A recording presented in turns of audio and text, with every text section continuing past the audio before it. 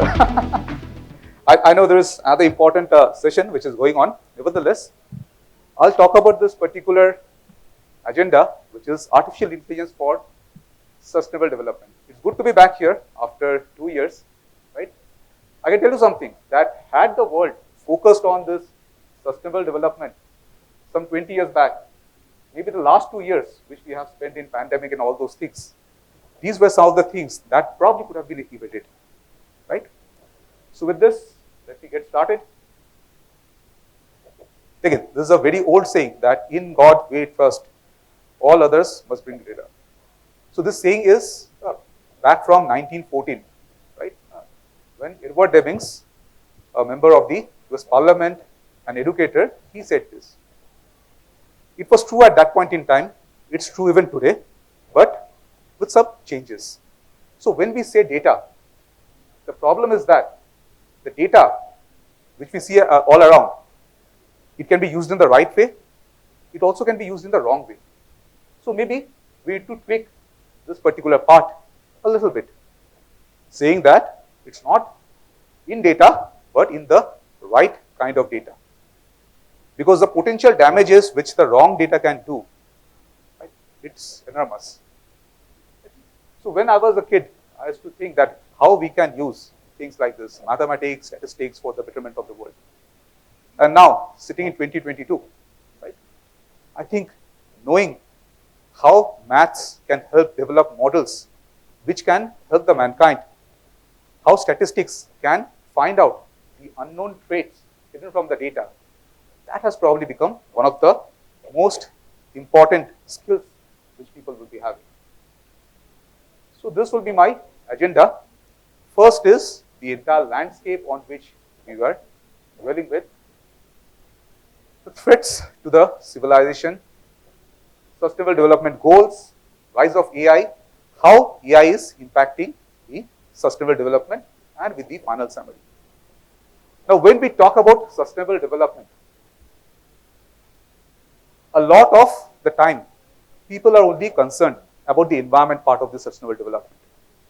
The true definition of sustainable development is that a development which enables the current generation to thrive and grow without hindering or hampering the growth for the future generation.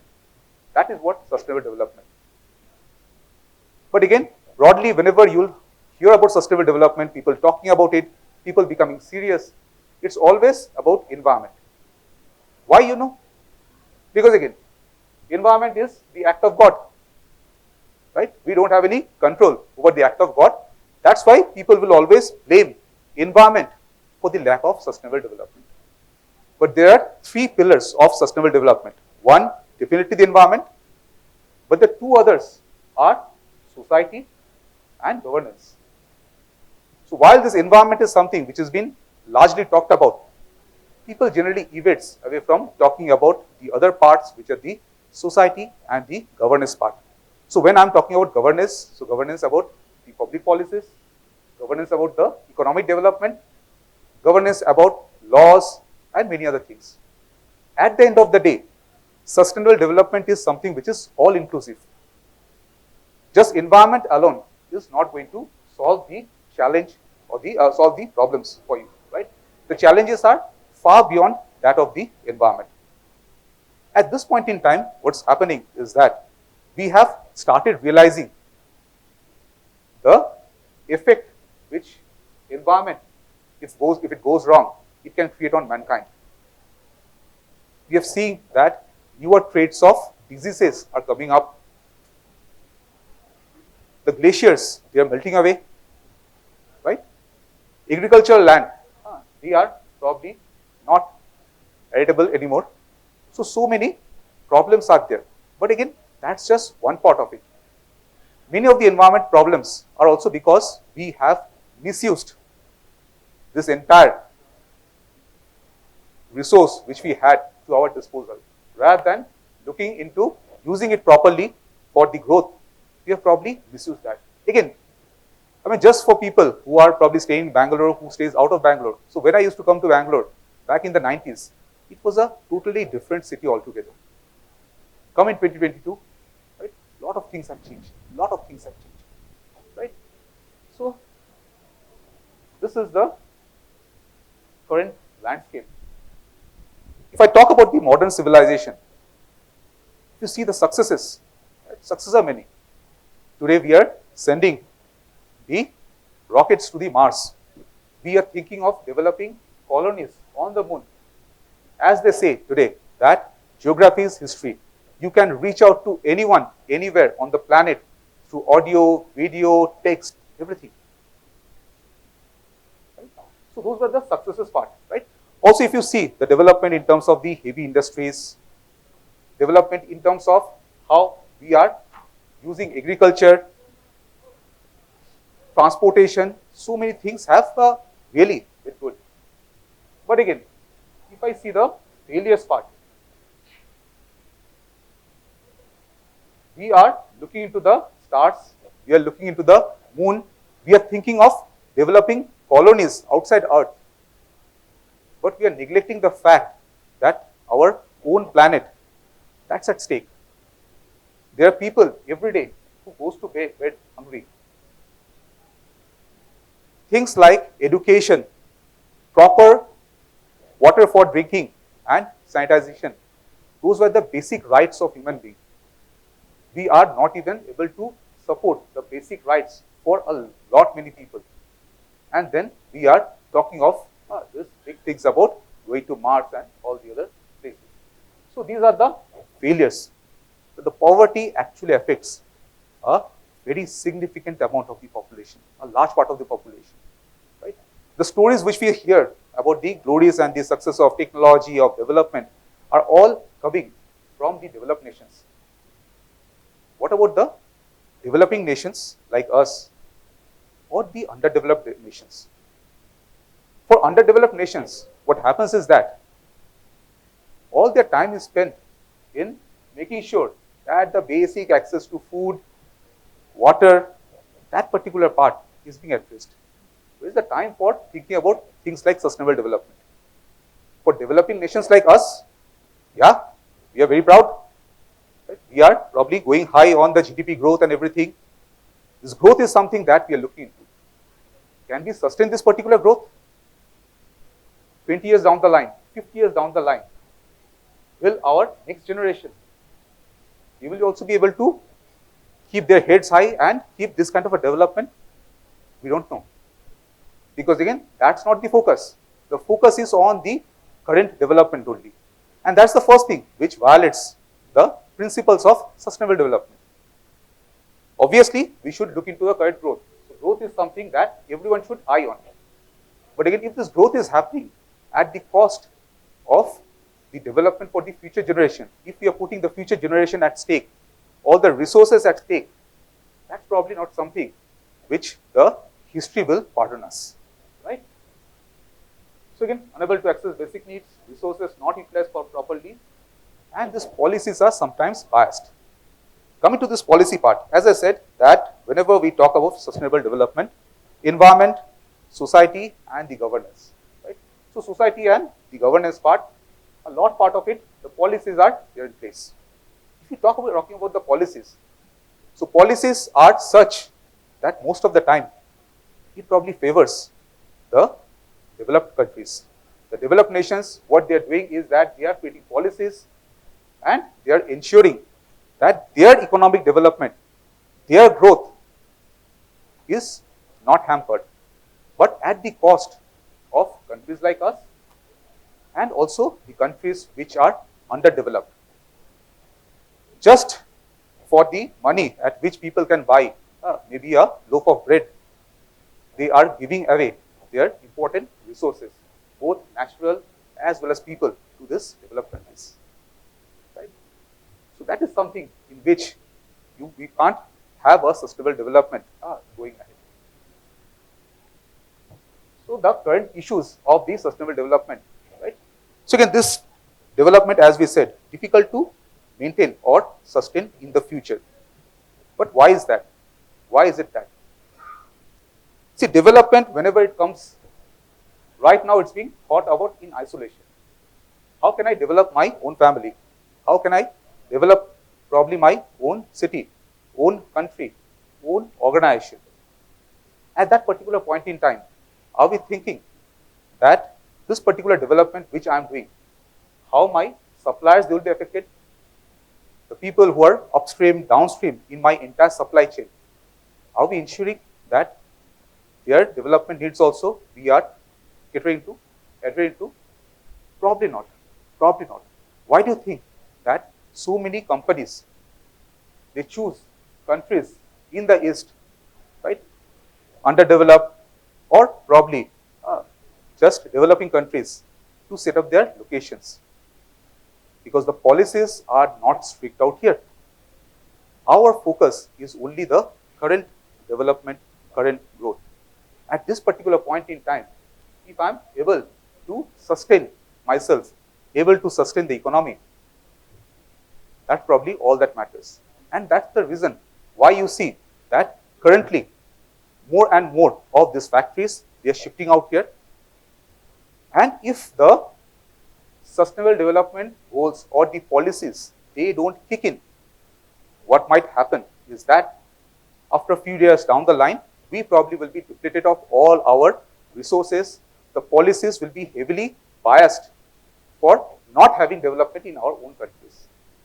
So that's where in 2015, when UN proposed this, proponents of this sustainable development, that was lauded with open arms across the globe, because it talks not only about the developed countries, but also the developing and the underdeveloped countries. It talks about something called as inclusive growth. Growth not only for your own, but for all the stakeholders which are attached to you. So that's the premise of the sustainable development. There are 5 premises which the UN talked about when it comes to the sustainable development.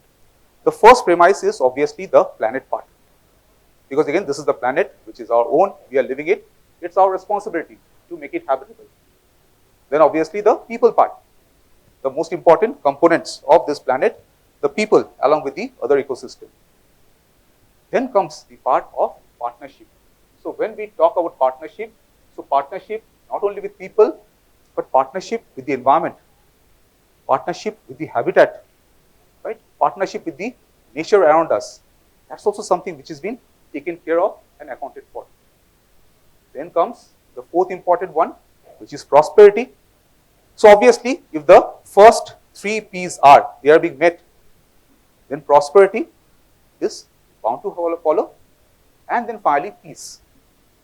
So these are the 5 pillars for the sustainable development which the UN has said. Right? Now let's see how AI comes into the whole picture.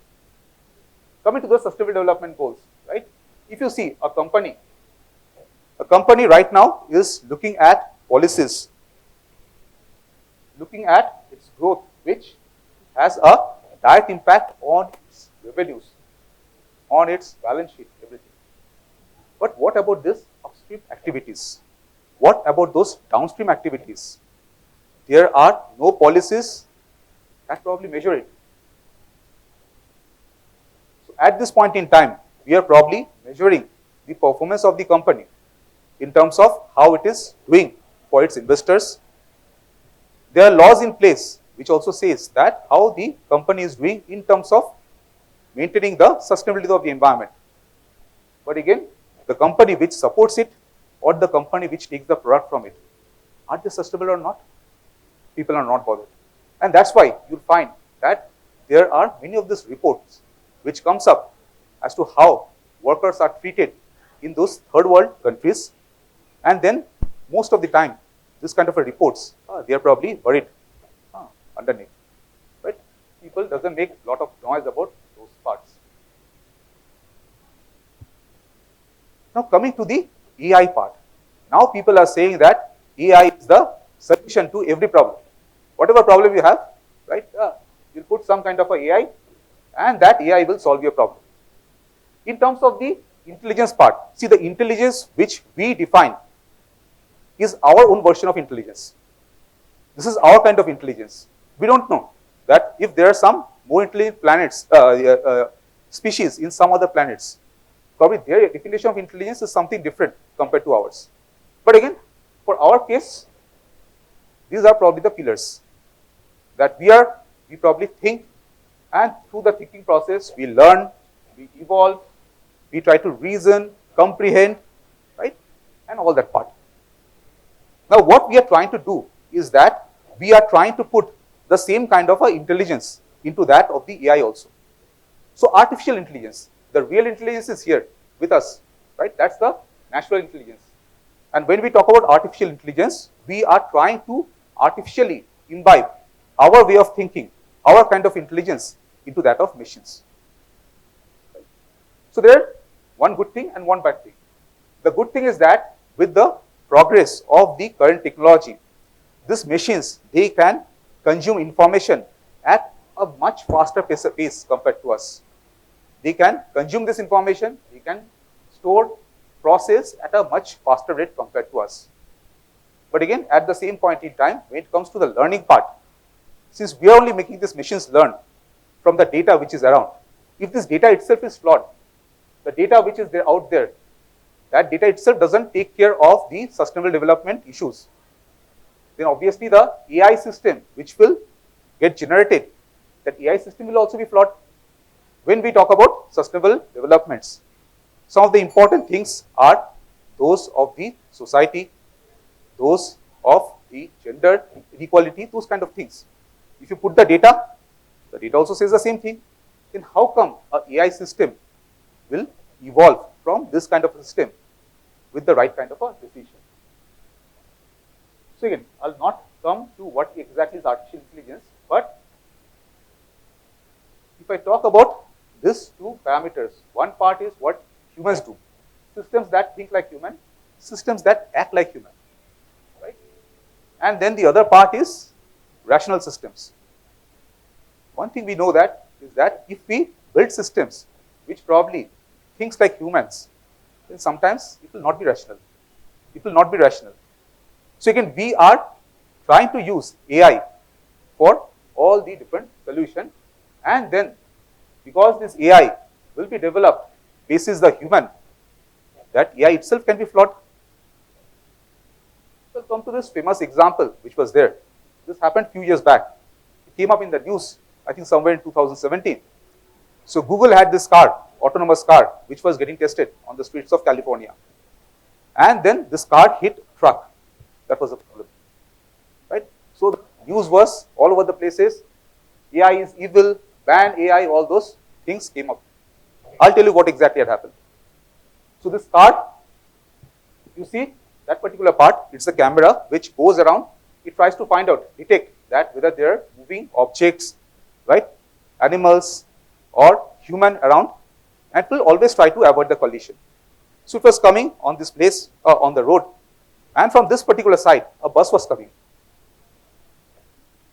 A bus was coming, and this car estimated that, okay, at the speed at which I am going, I'll safely cross the road. It was going on a highway and this bus was coming here. Now this car was an AI kind of car. It has been given the right kind of a logic by someone who had probably programmed it. Someone, maybe who's rational. But again, this bus was driven by a human. The moment it saw this car coming in, obviously it has to overtake this car and go to the other side of the road. Collision happened. Now if I go back to my previous slide, right, the one part is the human, the other part is the rational. So again, if we build AI system on human behavior, there might be chances that those systems may not be rational, right? And again, if we try to build rational systems, right, then that goes against humanity, right? If we try to create policies which support everyone, right, then probably some of the more powerful nations, they might not be happy. So that is where all this tussle is. But again, thankfully, we have all this big data kind of thing which is making a lot of noise. I'll just skip this one. So again, if we talk about this AI system, right, so there are a lot of things like this natural language processing, voice, vision, machine learning, data, right, all around the places, hardware, robots, software. In this entire part, right, this natural language, voice, vision, knowledge represent reasoning, and machine learning. Those are the important components. But again, if we are building these AI systems with the current data, with the current way in which we think, as I said, that itself is flawed. There has to be some kind of a fundamental changes in it. That is where this ESG laws comes up. Right? So this time AI is credible, as you know, because one is the computing power has increased. Two, all these different algorithms which people like us working on. Three, big data. You're all hearing about it. Big data, right? Fourth is very important that the customers, they have become much more demanding. Right? Customers, they are expecting anything and everything from all the systems. And because the customers are demanding this, that's why there is this huge investment going on. But once again, this entire AI nation, AI definition, in one way or the other, it is counterproductive for the sustainable development goals. Why? One, because using AI, every organization is trying to make its own systems better, give more values to the customer without thinking of the greater environment which is there. So in that way, AI itself is flawed. That's one. Two is that now we are saying that we are probably saving all this paper, we are going green, we are going digital. But you know, Google itself probably generates about 2% of the total greenhouse gas on the planet. And that's because of the enormous systems which are there, which helps people like us go digital. So in one way, yeah, we are talking AI, going digital. On the other side, the systems which are there, that itself is creating situations problematic for us. So these are the 17 broader sustainable development goals which are out there. Right? So broadly what I'll do is, I'll talk about this sustainable developments from the point of those 5 P's. Right? And now people are saying that AI data will be one of the very key or the big driver out here. Right? Let's talk about this. So the first one is when we are talking about the environment, right? The planet. So for the planet, the climate actions, life below water and the life on land, they have become very important. Fortunately for this particular part, what we have been doing is that we have been putting a lot of sensors, right? The sensors are continuously monitoring the quality of the air, the quality of the water, and can give us inputs about what is going on in and around the planet. And that's where all these challenges or these problems that we might not become sustainable in the future, those kind of information is coming. That is where data has helped us a lot. The next P is the people part, right? So no poverty, zero hunger, good health, quality education, gender equality. So these are some of the aspects for the people development part. Fortunately, a lot of these places, AI is already taking major roles. For example, quality education. The kind of growth which we have seen in digital literacy in the last 2 years, right? Unfortunately, we have to thank COVID for that, is phenomenal. Now, people in the villages, in the remotest of villages, they have the access to digital education. They have the access of contents from the best teachers in the world. Thanks to AI for that. Also, how AI can help in the education quality is that if you talk about a classroom, the teacher has to probably teach each and every student at the same level. When it comes to AI, it can assess the maturity level or the readiness of the student and can modify the contents accordingly. That's probably one of the powers which is there. Gender equality, right? So whenever we are talking of gender inequality, that's because a lot of the bias is being brought in by people like us in the world, right? So it's a men-driven world, as they say. But again, AI doesn't discriminate between gender. AI doesn't discriminate between race, color, religion, right? If the parameters are right set, the kind of qualifications which are required, the kind of skills which are required, AI will not make that discrimination. So some of the companies, like the bigger known companies, they are already advocating that. Good health and well-being, you have already seen that this smart devices, smart watches, sensor devices, many of us, we are using it. The data is continuously getting monitored and actually it's helping people get alerts about life-threatening situations. No poverty, zero hunger. Again, obviously, that's a offshoot of quality education, good health, and some other development works which will happen. Come to the third P, which is about this, all this prosperity part, right? Good health, well-being, quality education, reduce inequality, industry innovation. So already we are talking of industry 4.0, which is all about the sensors, this AI, this machine learning, running all this big industries, right? How much time I have? Uh, I think almost like 5 minutes. Like, I'll take 5 more minutes. yeah.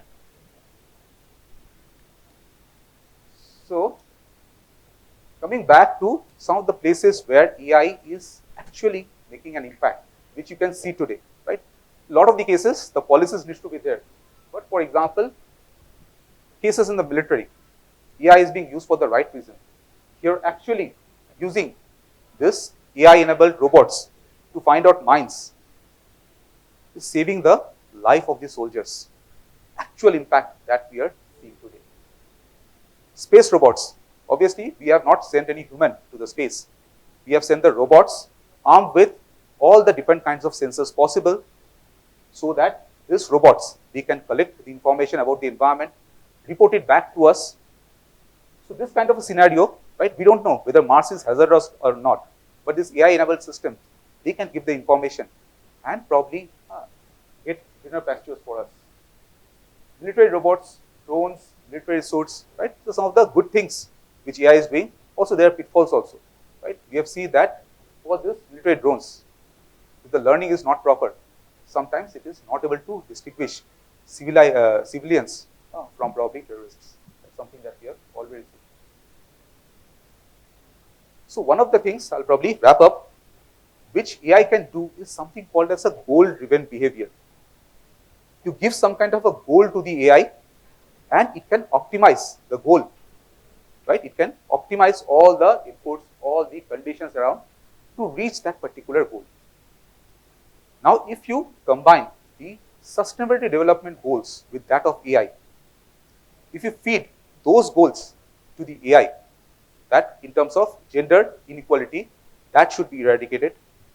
We should be looking at sustainable sources of energy, optimal uses of energy. If those are the goals for AI, then without human intervention, without human needs, this can be rightly managed.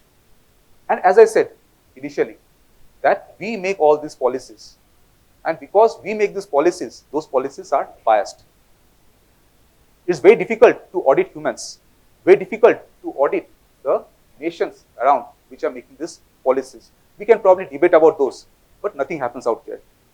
Once you have AI systems, which has been given these goals of sustainable development to probably monitor these policies, right? So the governance comes on the AI system, that on what kind of a policy it will be governed on. And that is something which the world leaders probably will be agreeing on, right? So they are probably giving some particular nation or some particular economy more advantage compared to the others.